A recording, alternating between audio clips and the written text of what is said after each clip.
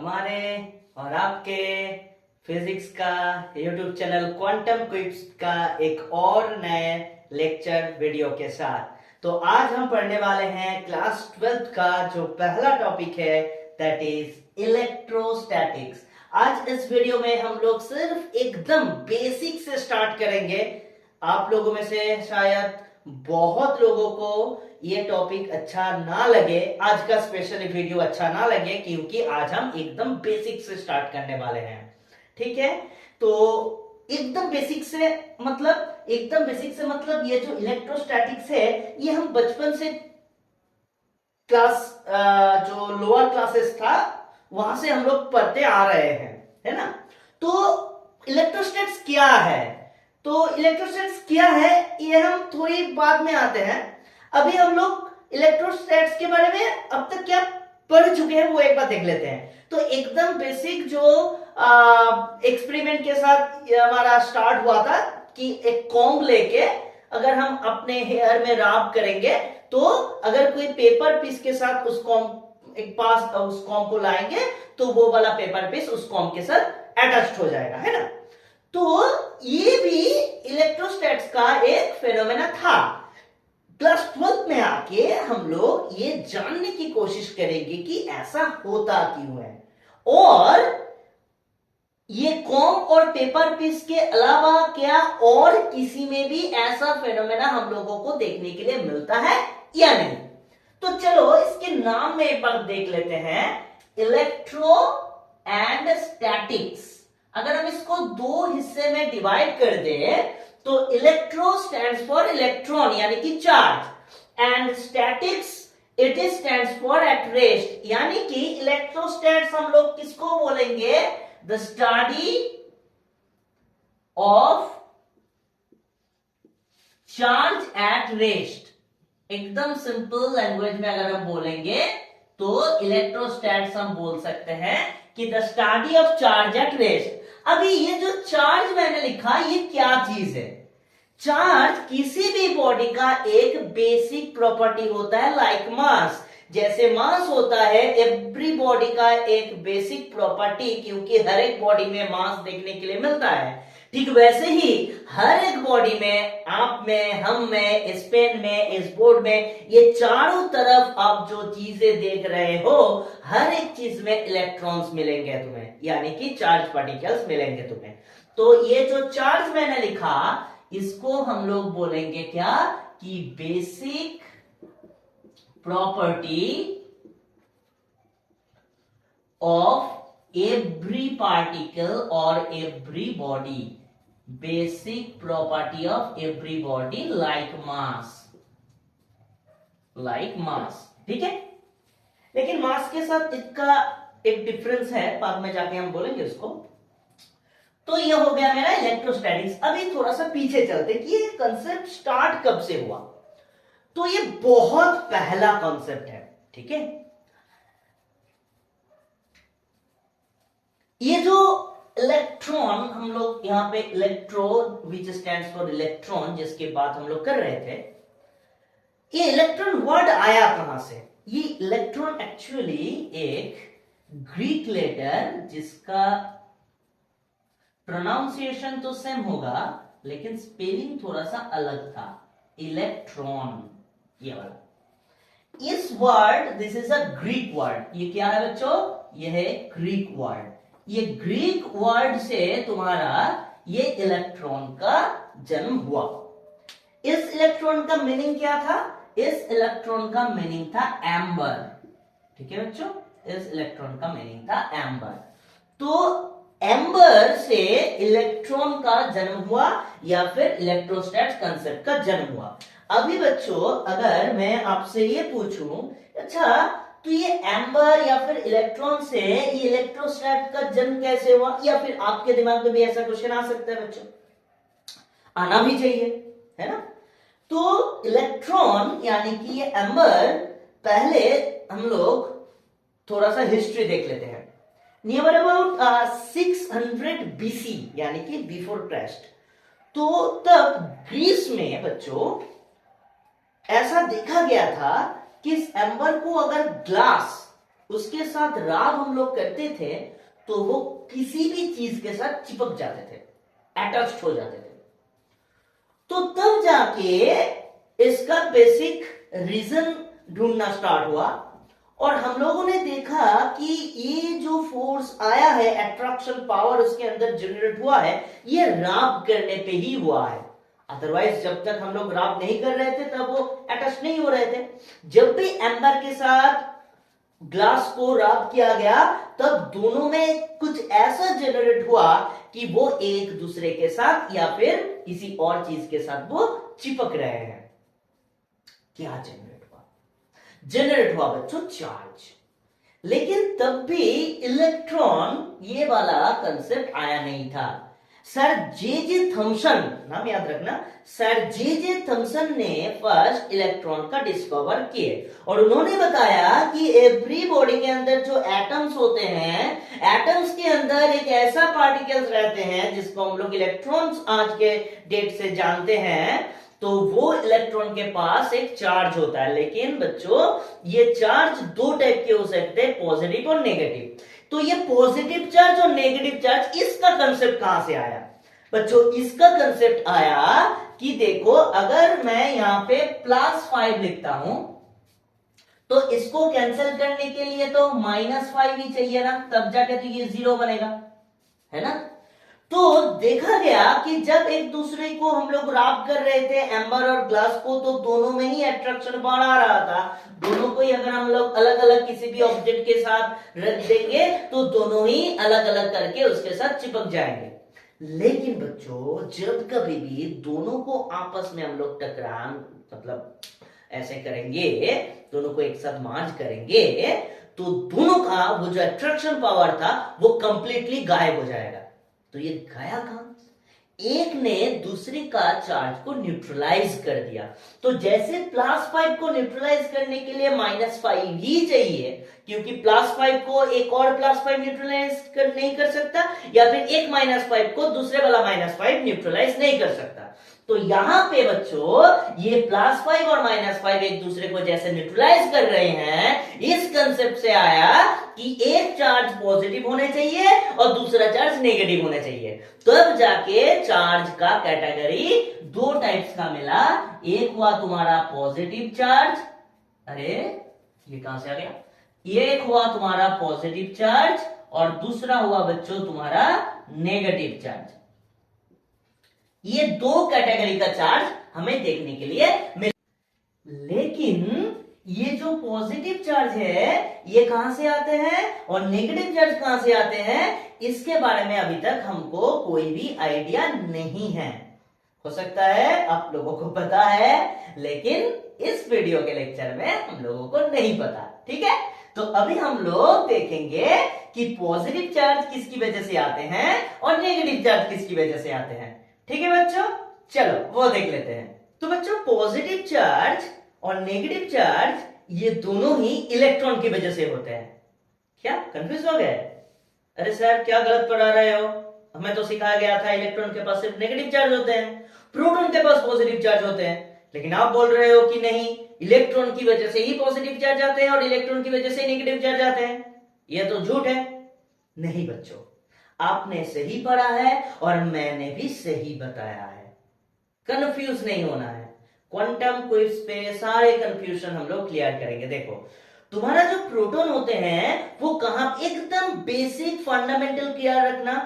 इलेक्ट्रोस्टैट्स class 12 का एक ऐसा बेस है बच्चों, अगर तुमने ये वाला एकदम स्लोली आपने ग्रिप में कर लिया ना, तो क्लास 12 में कोई भी चैप्टर्स में वॉल्यूम 1 पे स्पेशली तुम्हें कोई प्रॉब्लम नहीं होगा। देखो कैसे मैंने क्या बताया कि charge is the basic property of every matter या फिर एवरी बॉडी, है ना। तो हर एक बॉडी के अंदर पे एटम्स रहते हैं, एटम्स के कोर में यानी कि न्यूक्लियस पे तुम्हारा रहता है प्रोटॉन, और वो तुम्हारा न्यूक्लियर फोर्स के द्वारा एकदम टाइटली अटैच्ड रहते हैं। लेकिन इलेक्ट्रॉन्स वो चारों तरफ फ्री रहते, वो बाहर घूमते रहते हैं। तो अगर किसी भी बॉडी में तुम्हारा एक्सेस इलेक्ट्रॉन आ गया, बहुत ज्यादा एक्सेस इलेक्ट्रॉन अगर किसी भी बॉडी में आ गया तो उसको हम लोग बोलेंगे नेगेटिव चार्ज्ड बॉडी। लेकिन अगर किसी भी बॉडी से इलेक्ट्रॉन भाग गया, किसी भी बॉडी से इलेक्ट्रॉन भाग गया तो उस बॉडी के वहां पे हम लोग बोलेंगे एक पॉजिटिव चार्ज। लेकिन ये पॉजिटिव चार्ज प्रोटॉन नहीं है, डेफिशिएंसी ऑफ इलेक्ट्रॉन है, वहां से इलेक्ट्रॉन भाग गया है, तो तब जाके हम इसको बोलेंगे पॉजिटिव चार्ज, पॉजिटिव चार्ज। तो यहां पे इलेक्ट्रॉन्स की वजह से नेगेटिव चार्ज होते हैं और इलेक्ट्रॉन्स की वजह से ही पॉजिटिव चार्ज होते हैं। तो क्या बच्चों आप लोग बता सकते हो कि किसी भी बॉडी से अगर इलेक्ट्रॉन का ट्रांसफर होता है ऐसा, तो ये वाला बॉडी तुम्हारा बन जाएगा पॉजिटिवली चार्ज, ये वाला बॉडी बन जाएगा तुम्हारा नेगेटिवली चार्ज। सही है बच्चों? और क्या चेंज हो सकता है इन दोनों में, सोचो। चेंज हो सकता है बच्चों उसका मास, क्योंकि इलेक्ट्रॉन के पास मास होते हैं। अच्छा, इलेक्ट्रॉन का मास याद रखना बहुत कम में आएगा। इलेक्ट्रॉन का मास होता है बच्चों 9.1 इंटू 10⁻³ kg, और एक इलेक्ट्रॉन का चार्ज होता है बच्चों 1.6 into 10⁻19 coulomb. C stands for coulomb, ठीक है, चार्ज का यूनिट होता है। तो बच्चों जब कभी भी एक बॉडी से दूसरे बॉडी में इलेक्ट्रॉन का ट्रांसफर हुआ तो मास भी तो ट्रांसफर हुआ ना। तो यहाँ पे देखा गया है कि पॉजिटिवली चार्ज बॉडी जो होते हैं उसका मास थोड़ा सा गिर जाते हैं, लेकिन जो नेगेटिवली चार्ज बॉडी होते हैं उनका मास थोड़ा सा बढ़ जाते हैं। ये होता है सिर्फ और सिर्फ इलेक्ट्रॉन का ट्रांसफर की वजह से। अभी एक बार वापस चलते हैं इस वाले केस में। तो यहां पे किसी भी बॉडी को चार्ज देने का 3 प्रोसेस है। 3 प्रोसेस क्या क्या है बच्चों? 3 प्रोसेस है। पहला है रैबिंग, दूसरा क्या है? दूसरा है बच्चों कंडक्शन, और तीसरा क्या है बच्चों? तीसरा है इंडक्शन। पहला है रैबिंग, दूसरा है कंडक्शन और तीसरा है बच्चों इंडक्शन। तो रैबिंग मतलब एक बॉडी को लेके दूसरे बॉडी के साथ रैब करना होता है। तो रैब करने पे एक बॉडी से दूसरे बॉडी में इलेक्ट्रॉन का ऐसे ट्रांसफर होता है, और उसकी वजह से बच्चों एक बॉडी में इलेक्ट्रॉन का लॉस देखने के लिए मिलता है, यानी कि वो पॉजिटिवली चार्ज में कन्वर्ट हो जाते हैं, और दूसरे बॉडी में बच्चों इलेक्ट्रॉन का गेन देखने के लिए मिलता है, यानी कि वो नेगेटिवली चार्ज बॉडी में कन्वर्ट हो जाते हैं। ठीक है बच्चों, लेकिन हमको पता कैसे चलेगा कि अंबर और क्लास को लेके जब हम रैप करेंगे तो किस में आएगा पॉजिटिवली चार्ज और किस में आएगा नेगेटिवली चार्ज? इसकी वजह से बच्चों आपके स्क्रीन पे आप लोग देख सकते हो एक पिक्चर, जिसको हम लोग बोलते हैं इलेक्ट्रोस्टैट्स का सीरीज। तो ये सीरीज में आप जो भी एलिमेंट्स देख रहे हो बच्चों, उनमें जो एलिमेंट ऊपर में है उनके साथ अगर नीचे वाला कोई एलिमेंट को हम लोग रैप करेंगे तो ऊपर वाला एलिमेंट पे हमें पॉजिटिवली चार्ज देखने के लिए मिलेगा और नीचे वाले एलिमेंट में हमें नेगेटिवली चार्ज देखने के लिए मिलेगा। इसे कहते हैं इलेक्ट्रोस्टैटिक सीरीज। तो इलेक्ट्रोस्टैटिक सीरीज से हमें पता चलेगा कि कौन से बॉडी में पॉजिटिव चार्ज आएगा, कौन से बॉडी में नेगेटिव चार्ज आएगा। तो क्या सर इलेक्ट्रोस्टैटिक सीरीज याद रखना पड़ेगा? थोड़ा बहुत तो रखना पड़ेगा बच्चों, ठीक है। तो इलेक्ट्रोस्टैटिक सीरीज से हम लोगों को पता चल जाएगा कि पॉजिटिवली चार्ज कौन लेगा और नेगेटिवली चार्ज कौन लेगा। ये जो रबिंग हो रहा है इसकी वजह से ये इलेक्ट्रोस्टैट्स को एक और नाम से जाना जाता है फ्रिक्शनल इलेक्ट्रिसिटी, क्योंकि यहाँ पे हम लोग फ्रिक्शन का मदद लेते हैं, है ना। ओके बच्चों, अभी हम लोग डिस्कस करेंगे सेकेंड और थर्ड वाला प्रोसेस। तो बच्चों कंडक्शन प्रोसेस में क्या होता है? कंडक्शन प्रोसेस में अगर कोई एक न्यूट्रल बॉडी, मान लो ये है तुम्हारा न्यूट्रल बॉडी, ठीक है, ये है तुम्हारा न्यूट्रल बॉडी, और इसके सामने अगर कोई भी चार्ज बॉडी लेके अगर हम इसको टच करवाते हैं, दोनों ही कंडक्टर होने चाहिए। ये बहुत इंपॉर्टेंट है कि कंडक्शन प्रोसेस के लिए दोनों ही कंडक्टर होने चाहिए। कंडक्टर और इंसुलेटर के बीच में तुम्हें डिफरेंस पता है, लेकिन क्लास 12 में हम लोग कुछ और भी जानेंगे कंडक्टर और इंसुलेटर के बारे में। चलो मैं थोड़ी देर बाद बताता हूं। मान लो कि एक न्यूट्रल बॉडी है और ये एक तुम्हारा चार्ज्ड बॉडी है, ये एक तुम्हारा चार्ज्ड बॉडी है। तो जब कभी भी एक चार्ज बॉडी को एक न्यूट्रल बॉडी के साथ हम लोग फिजिकली टच करवाएंगे बच्चों, तो यहां से चार्ज इसके पास ट्रांसफर हो जाएंगे। ठीक है, तो कितना पोर्शन ट्रांसफर होगा ये डिपेंड करेगा कि बॉडी का नेचर कैसा है, बॉडी का शेप कैसा है। ये जब हम न्यूमेरिकल्स करेंगे तब बताएंगे कि कितना ट्रांसफर होता है, लेकिन अभी के लिए समझ लो कि यहां से पॉजिटिव चार्ज इसमें थोड़ा सा ट्रांसफर हो जाएगा, और फिर जब इसको हटा लेंगे तो ये भी तुम्हारा एक पॉजिटिव चार्ज बॉडी बन जाएगा। यानी कि कंडक्शन प्रोसेस से बच्चों हम लोग सेम नेचर का चार्ज इसमें दे सकते हैं। whereas तुम्हारा इंडक्शन प्रोसेस थोड़ा सा अलग है। इंडक्शन प्रोसेस में क्या होता है बच्चों, इंडक्शन प्रोसेस में अगर कोई भी न्यूट्रल बॉडी के सामने, ये एक न्यूट्रल बॉडी है, कोई भी एक न्यूट्रल बॉडी के सामने बहुत करीब अगर हम लोग एक चार्ज वाला बॉडी लाते हैं, मान लो कि ये तुम्हारा एक चार्ज वाला बॉडी है, तो टच नहीं करवाएंगे, बहुत पास ले जाएंगे लेकिन टच नहीं करवाएंगे, उसके करीब जाएंगे लेकिन उससे हाथ नहीं मिलाएंगे। तो यहां पे क्या होगा, ये जो न्यूट्रल बॉडी है, ये न्यूट्रल बॉडी में भी बच्चों दोनों टाइप का ही चार्ज अराइज होगा। कैसे? क्योंकि इस बॉडी में बच्चों नियर पोर्शन पे ऑपोजिट चार्ज इंड्यूस्ड होगा और फार एंड पे बच्चों लाइक चार्ज इंड्यूस्ड होंगे। ये इंडक्शन का कॉन्सेप्ट बहुत बहुत बहुत, मैं जितना बहुत बोल रहा हूं उससे भी ज्यादा इंपॉर्टेंट है, जो कि हम लोग यूज करेंगे क्लास 12 में, सिर्फ इस चैप्टर में नहीं बाद में भी यूज करेंगे। ठीक है, तो ये वाला जो तुम्हारा बॉडी आया तो इसकी वजह से ये और ये हो गया। तो बच्चों तुम्हें लग सकता है अच्छा सर ये तो समझ में आ गया कि फिजिकली जब हम टच करवाएंगे तब चार्ज इसमें ट्रांसफर हो जाएगा और दोनों में ही ये दो बॉडी तुम्हारा कंडक्टर होने चाहिए। तो इंडक्शन के लिए भी कंडक्टर होना जरूरी है।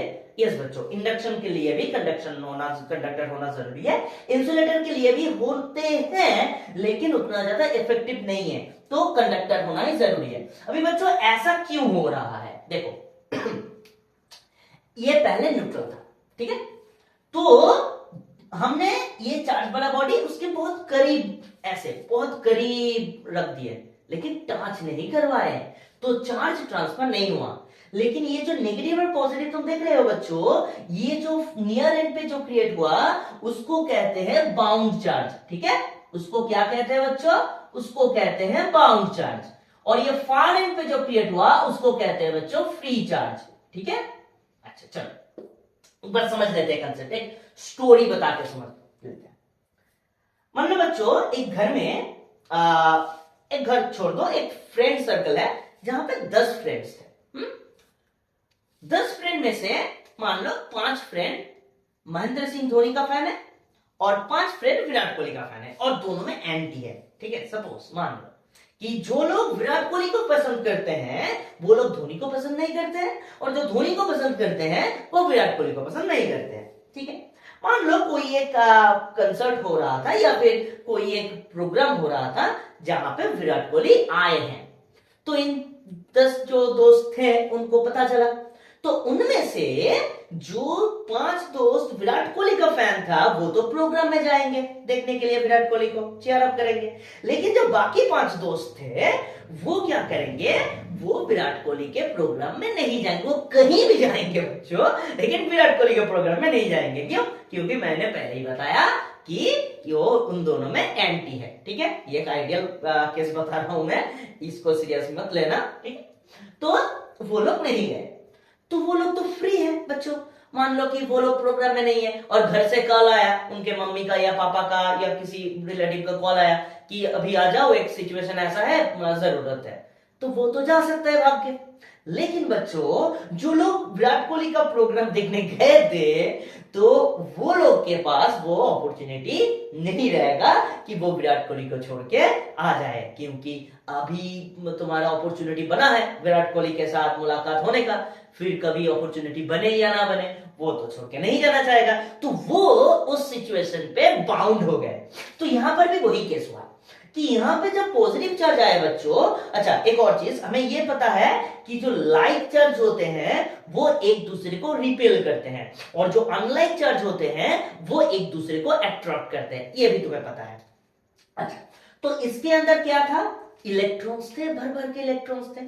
जब मैंने पॉजिटिव चार्ज को यहां पे लाया तो इलेक्ट्रॉन्स जो कि नेगेटिव चार्ज है वो भाग के तुम्हारा पॉजिटिव चार्ज के पास आना चाहेगा, लेकिन जंप करके नहीं जा पाएगा, वो यहां पे आके सारे जुड़ जाएंगे। तो इधर से इलेक्ट्रॉन शिफ्ट होके लेफ्ट हैंड साइड पे आ गए, तो राइट हैंड साइड पे हमें क्या देखने के लिए मिलेगा, डेफिशिएंसी ऑफ इलेक्ट्रॉन। तो राइट हैंड साइड पे जब डेफिशिएंसी ऑफ इलेक्ट्रॉन्स हमें देखने के लिए मिला, तो राइट हैंड साइड पे पॉजिटिव चार्ज क्रिएट हो गए। तो इसीलिए इस बॉडी का जो नियरर एंड है वो हो गया तुम्हारा नेगेटिव चार्ज, और वो वाला हो गया तुम्हारा पॉजिटिव चार्ज या फिर लाइक चार्ज। अभी बच्चों इसको हम लोग क्यों बाउंड चार्ज बोल रहे हैं, क्योंकि पॉजिटिव और नेगेटिव उन दोनों में एक अट्रैक्शन फोर्स काम करते हैं, जिसे हम लोग बोलते हैं इलेक्ट्रोस्टैटिक अट्रैक्शन फोर्स, और इन दोनों में लाइक चार्ज में एक रिपल्शन फोर्स कार्य करते हैं, जिसे हम लोग बोलते हैं इलेक्ट्रोस्टैटिक फोर्स ऑफ रिपल्शन। तो अभी अगर हम लोग एक मान लो इस सिचुएशन पे ही अगर हम लोग इसको ग्राउंड के साथ कनेक्ट करेंगे, जिसे बोलते हैं ग्राउंडिंग, ग्राउंड के साथ या फिर आर्थिंग, ठीक है, ऐसे है डिनोट करते हैं। एक वायर लेके अगर हम इसको अर्थ के साथ कनेक्ट कर देंगे तो क्या होगा, ये जो फ्री चार्जेस थे बच्चों वो सीधा यहाँ पे चला जाएगा। तो ये तो फ्री, ये जा सकते हैं, ये जा नहीं सकते, इसलिए हम इसको बाउंड चार्ज बोल रहे हैं। अच्छा, ये जो इंडक्शन प्रोसेस है बच्चों, ये एक टेम्पोररी फिनोमेना है। क्यों, क्योंकि बच्चों जब हम ये पॉजिटिव चार्ज इस बॉडी के सामने लाए, तब जाके इसमें नेगेटिव पॉजिटिव नेगेटिव पॉजिटिव ऐसा पोलराइजेशन देखने के लिए मिला। एक देखो टर्म मैंने यूज किया पोलराइजेशन, बाद में जाके इसको पढ़ेंगे, अच्छे से समझेंगे। पोलराइजेशन, पोलराइजेशन क्या है बच्चों, दो चीज को अलग करना। मान लो कि तुम्हारा जो स्कूल है वो कोएड स्कूल है, तो कोएड स्कूल में लड़का भी है लड़की भी है, तो टीचर ने आके बोला कि सारे लड़के क्लासरूम के लेफ्ट हैंड साइड बेंच पे बैठ जाओ, सारे लड़कियां क्लासरूम के राइट हैंड साइड के बेंच पे बैठ जाओ। तो ये जो टीचर ने आके बॉयज एंड गर्ल्स को सेपरेट कर दिए, दैट इज ऑल्सो पोलराइजेशन। या फिर मान लो कि यहाँ पे तुम लोग सब दोस्त मिलके ग्राउंड पे फुटबॉल खेलने गए, ठीक है, तो दो टीम्स हुए, तो टीम्स में जर्सी का कलर जो है वो डिफरेंट है।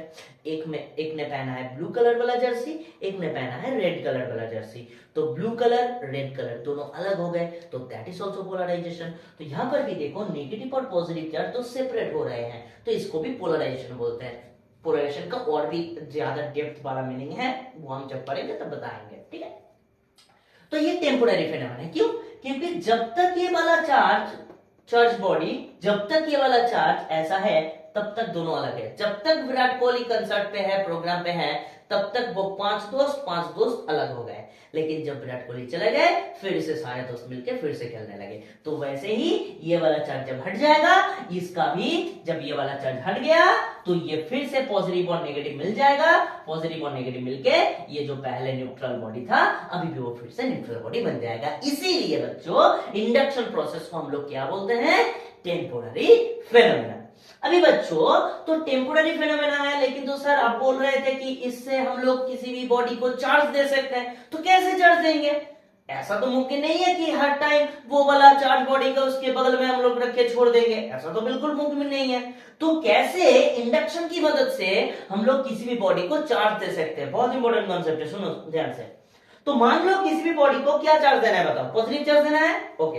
तो अगर किसी भी बॉडी को पॉजिटिव चार्ज देना है बच्चों, तो याद रखना तुम्हें उसका ऑपोजिट वाला चार्ज उसके सामने लाना है। यानी कि अभी मान लो मैंने negative negative negative negative negative negative वाला चार्ज उसके सामने लाए, तो अभी क्या होगा बच्चों, यहां पे पॉजिटिव पॉजिटिव पॉजिटिव पॉजिटिव आएगा, इसमें नेगेटिव नेगेटिव नेगेटिव आएगा। अच्छा, जितना पॉजिटिव चार्ज यहां इंड्यूस्ड होगा उतना ही अमाउंट का नेगेटिव चार्ज उधर भी इंड्यूस्ड होगा, सेम अमाउंट का, ठीक है। तो अभी अगर इस सिचुएशन में मैं इसको ग्राउंडिंग करता हूं, यानी कि अर्थ के साथ कनेक्ट करता हूं, अर्थिंग करता हूं, तो उस सिचुएशन में ये वाला चार्ज तो निकल के चला जाएगा, नेगेटिव चार्ज भाग के चला गया। अभी अगर मैं इसको हटा भी लूं तब भी जाके ये टोटल बॉडी ये पॉजिटिव ही रह जाएगा, चारों तरफ इक्वली डिस्ट्रीब्यूटेड। क्यों? क्योंकि पॉजिटिव चार्ज को अभी कैंसिल करने के लिए नेगेटिव चार्ज मौजूद नहीं है, नेगेटिव चार्ज भाग गया है। विराट कोहली के साथ मान लो कि वो वाला दोस्त भी भाग गया है, तो यहाँ पे बॉडी के पास सिर्फ और सिर्फ पॉजिटिव चार्ज रह जाएगा। तो क्या बताया मैंने बच्चों, किसी भी बॉडी को अगर इंडक्शन की मदद से तुम्हें चार्ज देना है तो उसका ऑपोजिट वाला चार्ज तुम्हें उसके सामने लाना होगा, और बच्चों वहां पे क्या होगा, बॉडी को एक ग्राउंडिंग भी करना होगा या फिर अर्थिंग भी करना होगा, तो बॉडी में बच्चों तुम्हारा डिजायर्ड चार्ज रह जाएगा। तो ये होता है बच्चों कंसेप्ट ऑफ तुम्हारा इन कंडक्शन एंड इंडक्शन। समझ में आया बच्चों? अभी हम लोग एक इंस्ट्रूमेंट्स के बारे में जानेंगे।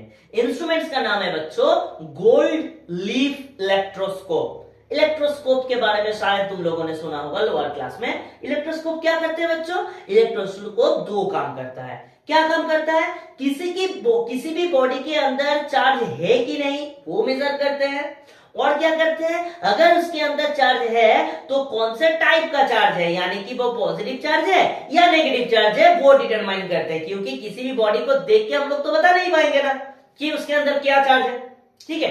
अच्छा, एक उससे पहले एक और चीज बता देता हूं मैं कि मैंने उस टाइम बताया था कि जो कंडक्टर होते हैं और जो इंसुलेटर होते हैं दोनों में एक बेसिक डिफरेंस है। क्या डिफरेंस है? जो कंडक्टर होते हैं बच्चों वहां पे चार्ज उसके बाहर के साइड में रहता है, यानी कि मान लो मेरे पास दो स्फीयर है, one is made from copper and other is made from plastic.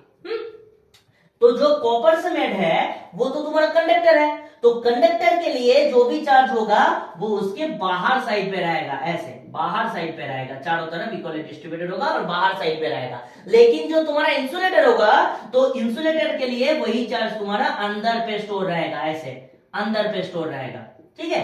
तो ये होता है बच्चों कंडक्टर और इंसुलेटर का कंसेप्ट। अभी मैं जो बताने की कोशिश कर रहा था इलेक्ट्रोस्कोप का कंसेप्ट। तो इलेक्ट्रोस्कोप में क्या है बच्चों? इलेक्ट्रोस्कोप में बच्चों अगर इलेक्ट्रोस्कोप के पास क्या क्या होते हैं बच्चों? इलेक्ट्रोस्कोप के पास सबसे पहले ऊपर एक मेटेलिक प्लेट होते हैं बच्चों। मेटेलिक प्लेट के बाद एक ऐसा तुम्हारा कंटेनर जैसा रहता है, एक कंटेनर जैसा रहता है ऐसा, ठीक है, ड्राइंग पे मत जाना। और यहां पे दो लीप्स रहते हैं,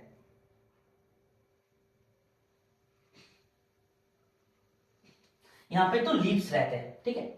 इनिशियली इसको ये सभी पूरा एक मेटल से बना हुआ होता है और गोल्ड से बना हुआ होता है, इसीलिए इसका नाम है गोल्ड लीफ इलेक्ट्रोस्कोप, ठीक है। तो ये बच्चों क्या होता है, ये भी कंडक्शन प्रोसेस का एग्जांपल है, ठीक है। तो पहले बच्चों इस प्लेट पे इनिशियली एक नोन चार्ज दिया जाता है जिसके बारे में हमें पता है, इधर वो पॉजिटिव भी हो सकता है वो नेगेटिव भी हो सकता है। जो पॉजिटिव लेते हैं पॉजिटिव वाइब्स आएगा, है ना। तो पॉजिटिव चार्ज इसको यहाँ पे दिया गया है, पॉजिटिव चार्ज। तो ये जो प्लेट्स है इसमें भी पॉजिटिव चार्ज आ गया, पॉजिटिव चार्ज आ गया, पॉजिटिव चार्ज आ गया। और बच्चों अगर दोनों में लाइक चार्ज है तो एक दूसरे को क्या करेगा, रिपेल करेगा, यानी कि वो इधर जाने की कोशिश करेगा, वो इधर जाने की कोशिश करेगा। वेरी गुड है, आया समझ में? अभी जो तीसरा चार्ज है, मतलब दूसरा चार्ज है जिसके बारे में मुझे नहीं पता कि उसका नेचर कैसा है, उस चार्ज को उठा के मैंने यहां पे रख दिया। अगर वो पॉजिटिव चार्ज हुआ, अननोन चार्ज अगर पॉजिटिव हुआ तो इसका मतलब यहां पे पहले से जो भी चार्ज थे अभी पॉजिटिव चार्ज ऐड कर रहे हैं, इसका मतलब उसका चार्ज का अमाउंट बढ़ जाएगा। चार्ज का अमाउंट बढ़ जाएगा तो इन दोनों में जो रिपल्शन था वो बढ़ जाएगा, यानी कि वो जो प्लेट्स थे वो फिर से और भी ज्यादा डाइवर्ज हो जाएंगे। अगर पहले इतना डाइवर्ज था अभी इतना डाइवर्ज हो जाएंगे, तो मुझे पता चल जाएगा कि ये जो अननोन वाला बॉडी है इसके अंदर वही नेचर का चार्ज है जो नेचर पहले उसको दिया गया था। लेकिन अगर इसका ऑपोजिट हुआ तो, मतलब अगर अननोन बॉडी के पास नेगेटिव चार्ज हुआ तो यहाँ पे जो पॉजिटिव चार्ज था उसके ऊपर मैंने नेगेटिव चार्ज दिया, तो पॉजिटिव चार्ज को नेगेटिव चार्ज थोड़ा बहुत घटा देगा। तो पहले अगर डाइवर्जेंस इतना था अभी डाइवर्जेंस थोड़ा सा घट जाएगा। तो यहां से कंक्लूजन क्या निकल के आते हैं बच्चों? कंक्लूजन ये आते हैं कि अगर तुम्हारा कोई भी अननोन चार्ज गोल्ड लेब इलेक्ट्रोस्कोप पे देने के बाद उसका डाइवर्जेंस इंक्रीज हो जाते हैं, तो अननोन बॉडी पे वही चार्ज है जो चार्ज इलेक्ट्रोस्कोप में पहले से डाला गया था, और अगर तुम्हारा डाइवर्जेंस डिक्रीज हो जाते हैं तो इलेक्ट्रोस्कोप पे वो चार्ज दिया गया है जो चार्ज उसके अंदर में नहीं था, यानी कि उसका ऑपोजिट नेचर का चार्ज दिया गया है। तो बच्चों अभी तक मैंने जो भी बताया ये सभी तुम्हारा इलेक्ट्रोस्टैटिक्स का एकदम बेसिक कॉन्सेप्ट था। अगर तुम पूछोगे कि सर यहां से क्वेश्चन आ सकता है, क्वेश्चन यहां से नहीं आएगा, लेकिन जो क्वेश्चन आएगा उसको सॉल्व करने के लिए ये सब कंसेप्ट यूज करना बहुत जरूरी है। तो बच्चों आज के वीडियो में मैं इतना ही रखता हूं। इसके ऊपर बेसिक कंसेप्ट के ऊपर एक और वीडियो आएगा बच्चों, तब तक के लिए इंतजार कर लेना उस वीडियो का। उस वीडियो में जाके हम थोड़ा बहुत न्यूमेरिकल सॉल्व करेंगे और कंसेप्चुअल क्वेश्चन भी सॉल्व करेंगे और कैसे क्वेश्चन पूछे जाते हैं वो भी समझेंगे। तो बच्चों कमेंट्स में बताना कि ये जो कंसेप्ट वाला वीडियो मैंने बनाया एकदम बेसिक कंसेप्ट्स का, वो तुम्हें कैसा लगा, और चैनल को सब्सक्राइब कर देना बच्चों, अपने दोस्तों से शेयर कर देना, लाइक कर देना। ओके बच्चों, thank you and good bye.